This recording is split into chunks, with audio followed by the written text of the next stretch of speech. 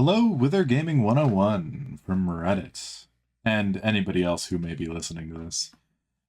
So this is going to be a quick little video on my stall build for solo ventures or solo, really whatever you want to use it for.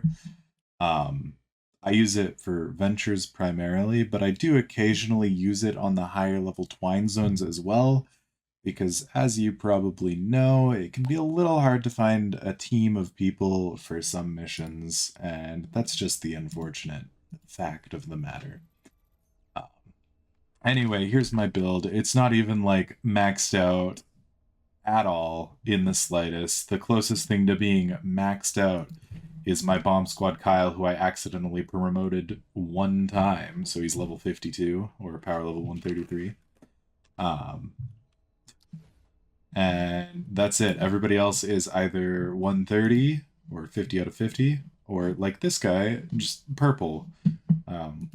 Because your health and your shield don't really matter too much. It is important to stay alive as much as you can, but as you'll see in the coming video, I did not do that. Anyway, here is my constructor build.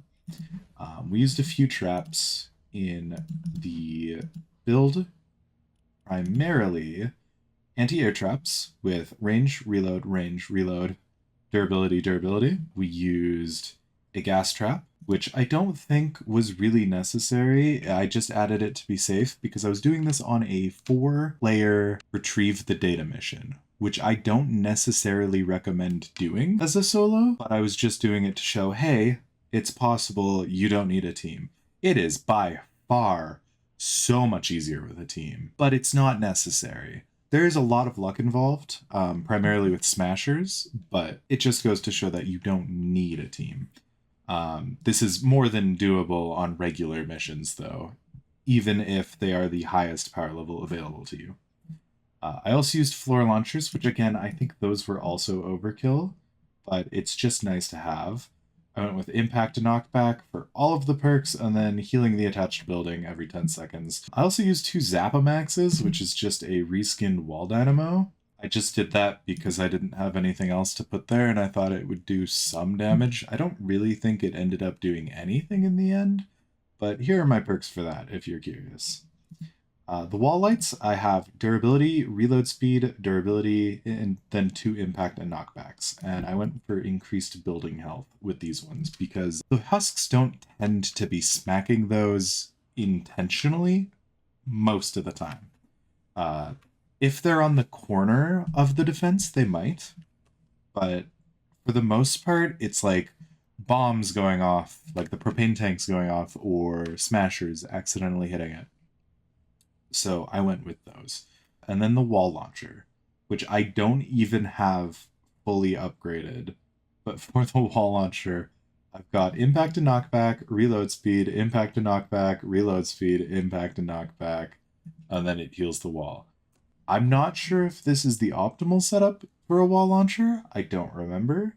Considering 4 of the perks are purple, I assume that at some point I felt like this was the optimal setup for a wall launcher. But not enough to go and fully perk them out later when I had enough perk up.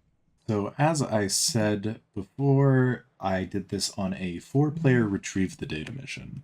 Retrieve the data is actually probably one of the easiest missions to build this defense for, just because it's such a small defense that you can build around, so you can really get a lot out of it. But you can do a similar defense for atlases, you can do a similar defense for survivor shelters. You can tweak it to fit your needs. Pretty much what I do on atlases and survivor shelters are I make sure that there is a wall with wall lights on each side of the walls with the wall launchers. It makes the defense a little bit thicker than you'll see in this mission. It's worth it for keeping the husks out. This mission is a metal corrosion mission, as well as a firestorm, so I'm going to be using brick to build, which is even better for this demonstration because brick doesn't have nearly as much health as metal does. Ideally, you won't have metal corrosion and it won't be a nature mission because those both make metal walls just so much weaker. But like I'm showing here, you can get away with a lot more than you'd think. Here I start by placing 4 brick walls around the defense, pretty standard, and then I start building ramps on each side. The downside to this location is there's a little hill going up here, so I just kind of spam builds to stall the enemies from going up here, hopefully to completely deter them from going up here, but as you'll see later on, they do start to smack it, but not too badly. Then I build a roof leading out from the main 4 walls. I decide to place down my base now because a lot of the time husks will patrol over here and start smacking it, and sometimes they'll even break the walls, which is really annoying. That's also why I'm starting to upgrade now rather than waiting till everything is placed. Then I go and I place floors all the way around. This is only really necessary if you're doing the floor launcher part. What I normally do is I skip this, but because it was a 4-player mission, I felt like I needed the extra security, and I ended up winning, so can't really complain. It's a little bit more expensive, but not really that much in the grand scheme of things. It's 8 more traps worth of material. Then I go and I place anti-air traps on each of the tiles up top, and then underneath I place gas traps. The gas traps are also a bit overkill. It's more so if I die and there's a smasher that's broken through, it might be able to kill some small husks, saving the base some health. Then I go and I place wall launchers on the 4 initial walls, in case they do get down to the 4 initial walls. Ideally, they will not, but you're going to want them there in case they do. Make sure to upgrade your floors as well, because if a propane does explode, and these are not upgraded, it will take out your floor launchers, and that'll just be a waste of material. Then I go and I place the pyramid corner pieces on each of the corners. And then I go and I make sure each section of this has its own wall, specifically for the wall lights to activate. The corners are a bit more annoying because they won't be on a side that has a wall launcher. You could go with 1 wall light and 1 wall launcher, but I just go with the 2 wall lights. Although wall lights are a little more expensive, just because they use quartz. But honestly, if you're killing animals, searching chests, doing mythic storm chests, or whatever they're called, quartz isn't that bad to come by. Just make sure you're dismantling all the traps you get, and you'll be fine. I also made sure to do plenty of rescue the survivors, eliminate and collect, and resupply missions, which don't use any materials, and in some cases, give you materials. And finally, once that's all upgraded, and make sure you upgrade it before, because you're not going to be able to edit your way back in, I place an outer wall. On this outer wall, I place wall launchers. Then I made sure to grab 2 blue glow and activate the building boost upgrade. I almost always grab the building boost upgrade. It doesn't take much time to get, and just every little bit helps, especially if you're playing solo. It's probably not needed if you're not on a 4-player mission. Probably not even if you are, but it just gives me that sense of security. Here I look at what wall traps I can place here, and I see that I have some of those wall dynamos or Zappomaxes or whatever. So I just put them down in case they do some damage. Again, don't really think they did. Then I go and I start the objective. And from here, you can mostly just kind of sit back and watch. There are a lot of times where you need to intervene, and for that I like to use any sort of rocket launcher. Here I'm using the Dam Buster, which might just have the longest reload of any weapon I have ever used in my entire life. It was so awful. I'm also making sure to use a slow field instead of turrets, because turrets at this power level don't really do much in the way of killing, and the slow field lasts for a whopping 45 seconds if you've got it fully upgraded, which is pretty good. It means that husks pretty much don't have a chance at getting into your defense. The placement of this retrieve the data was so good because it was on the side of a cliff. Had the storm been positioned a little bit better, I could have sent more of them over the edge with these wall launchers, but any little bit is just nice. In this mission, I ended up getting a lot of flingers, which isn't the best. Ideally, you're gonna get blasters, because those don't do any damage to the objective unless they physically go up and start smacking the walls, which they don't tend to do often. But flingers are pretty easy to take out as long as you're paying attention. All of my traps are not supercharged. My heroes are not supercharged. My weapons are obviously not supercharged because this is Ventures. You don't need them to be. The absolute worst case scenario is if smashers start spawning like crazy.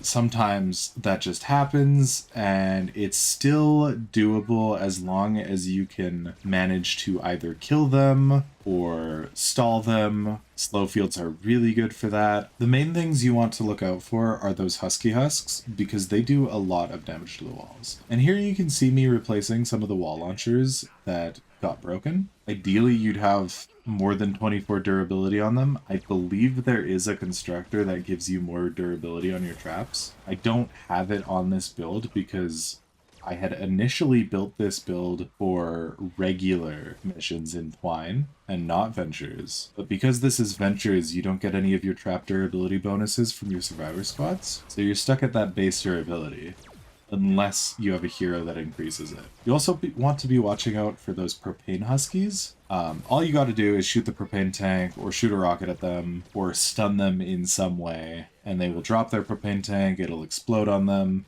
anything but the wall, because it does do a rather significant amount of damage.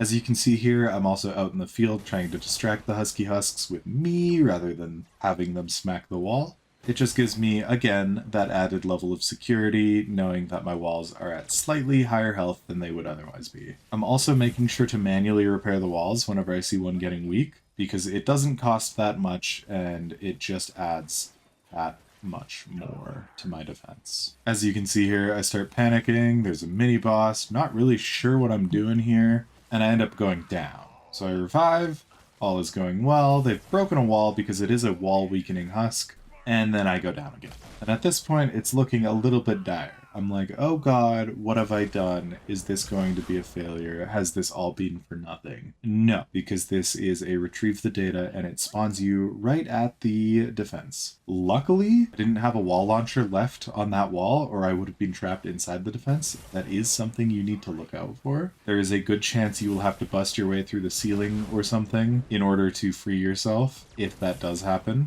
Ideally, you're just going to not die. One thing you could do is bring healing traps with you. I've seen them used quite successfully. I just don't have one upgraded. I never have. And here's where I start performing really poorly. This spawn was kind of crazy. I have never seen a spawn so far away from a retrieve the data objective. Normally it spawns you not in the storm. But I rush back, I start firing my rocket. Not really sure what I'm doing still. A little bit panicked. The last thing you want to do is start building walls everywhere, because that'll just obstruct your view. And here's where some smashers start to spawn, which is the most dangerous part about a build like this, because you don't have anything to kill them except for potentially your own weapons. And the first thing I do when the smasher spawns is die again. Now, at this point, I figured the best thing to do was just to lock myself inside and hold left click where they were breaking down the walls and try not to die again. It was close enough that I ended up winning. Could have handled it better, but I didn't have to. And that's kind of the whole point of this build. There is a bit of luck involved. If you get all smashers, it's really rough on a 4-player mission. On a regular mission, it's surprisingly easy to deal with because you'll be at least somewhat within their power level range. These were, I believe, power level like 216, and I'm power level 130. So I wasn't doing anything to them. I could have maybe killed them if I put my whole focus on them. I felt it was better just to focus on repairing walls and keeping them out. And that is how I successfully soloed my way through pretty much the entirety of Ventures. Actually didn't touch 4-player missions the entire time. I was too scared to, but this just proves that I could have gotten it done a little faster. Didn't need to. 4-player missions just give you like a double XP bonus to the base XP that you would get from completing the mission, but not the alert, which is a really nice bonus, but it's not needed unless the season is coming to a close a little too soon and you don't have much time. This was nearly as messy as I could have made it. This was obviously still a little bit difficult. Only got 15 out of the 16 data things. Considering I did this solo on a 4-player mission on the highest difficulty I could, I'd say all in all, it went pretty well. And like I said before, I would normally try to stick to regular missions. They're just easier. Plus, you can increase the difficulty on them manually and get a little bit extra XP. And it won't increase the power level of the enemies so drastically. I hope it helped in some way. If you have any questions, feel free to ask away and I will try to answer as soon as possible. And I hope you enjoyed watching.